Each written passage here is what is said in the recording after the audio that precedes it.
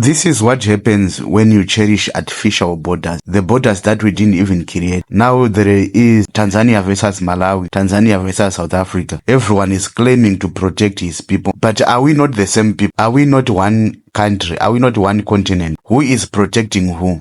While these politicians are trading blame, the citizens, the farmers, the peasants, they are the ones who are suffering in this. Could one Africa could have prevented this? First, let's hear from the king himself, King Selo, Julius Malema. Then we will dive into the video. We need a borderless continent. We need a continent with one currency.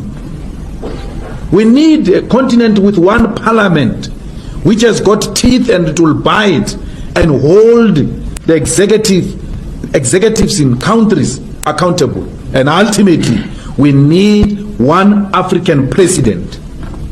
We need United States of Africa. We supported and we continue to support those ideals of brother leader Gaddafi.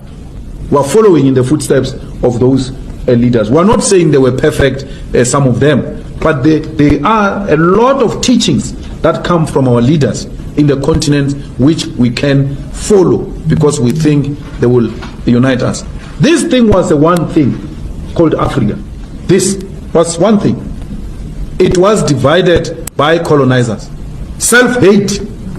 It must come to an end. It's 1 a.m. in the morning, but I can't rest. I can't. It seems whenever we take 5 steps forward, we will take 10 steps backwards. This issue of Malawi, South Africa, and Tanzania, you guys, you have to put your act together. We think we have taken strides in eliminating these trade wars. We have agreed as Africa that we are doing free trade for Africans.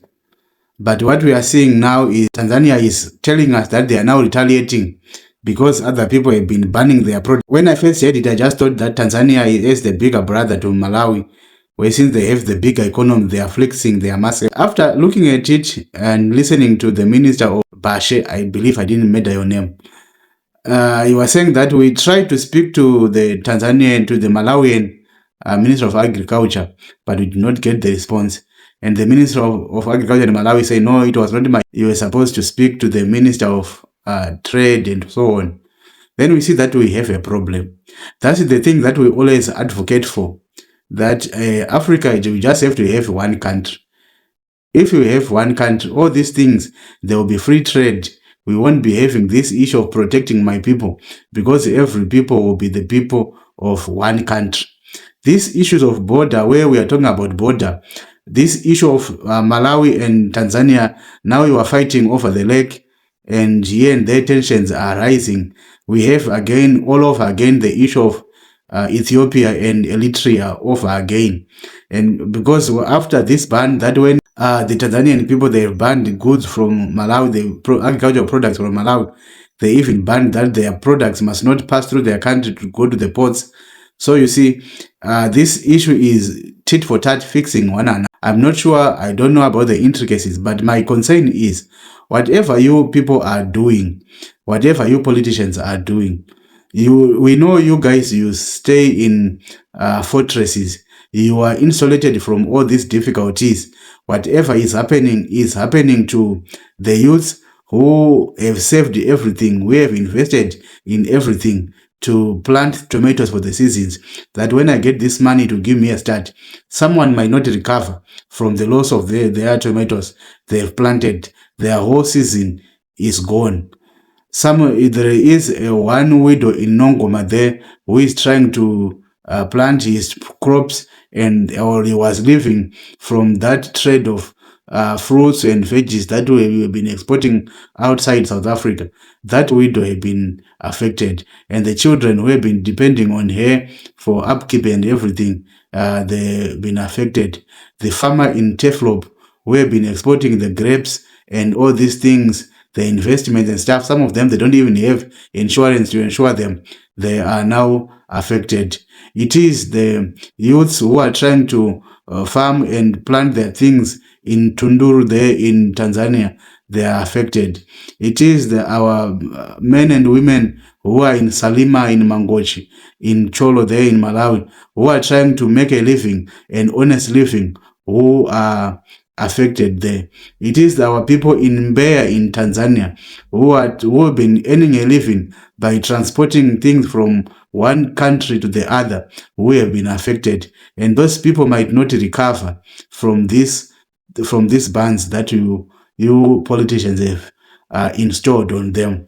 I'm glad as I'm talking to you now. I've just read that Tanzania have lifted the ban on the goods, on the agricultural products from Malawi. Yes, we might celebrate. It's a good thing that Tanzania have lifted, but also Malawi, South Africa, and Tanzania. Please, my people, just put your act together, because the people who will suffer, they are not you, the politicians. Because I know you have, even when there is no electricity, you have generators that have been installed in your houses.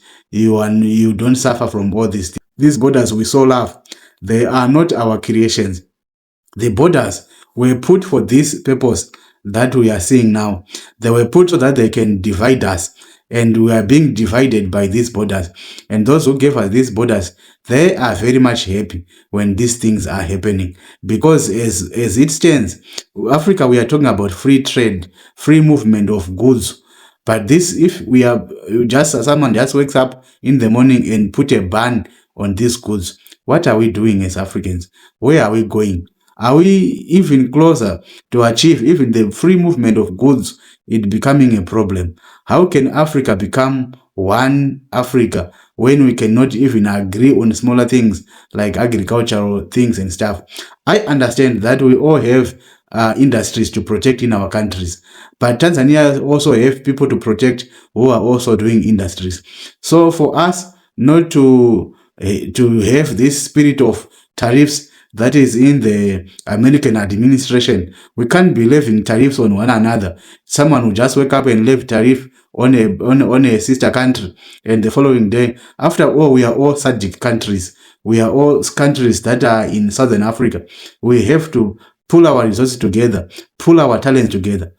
We can't join this tariff bandwagon and impose tariffs on one another, tariffs on the next person. So my plea is to the leaderships in Malawi, in Tanzania, have dialogue. Don't ignore one another and say, no, I'm the bigger brother. There is no bigger brother in this thing. It's our people who will suffer. Our people are suffering out there because many of them, they've used their savings, everything that they have to get into this farming season, to plant these tomatoes, to plant these bananas that are rotting. So I think we can do better than this. We have to be self-respecting and respect the people that we are leading. That whenever we are flexing, whenever we are showing each other that I am the one who has muscle, let's think for the people that say elected us in these positions, that these people, they are being affected. I believe we are there to save the people, not to please our egos, to show that I can do this, to be the one with the big economy, or to show one another that I have myself. Time for that, I think, my people, is over. Let's put together in one direction, and let's the trade for Africa be successful. So with that, my African people, I believe I'll see you again in my other videos. But for now, you guys take care of your loved ones, take care of yourselves. Until I see you again, I, the Osajefo, the African president, I love you. Bye-bye.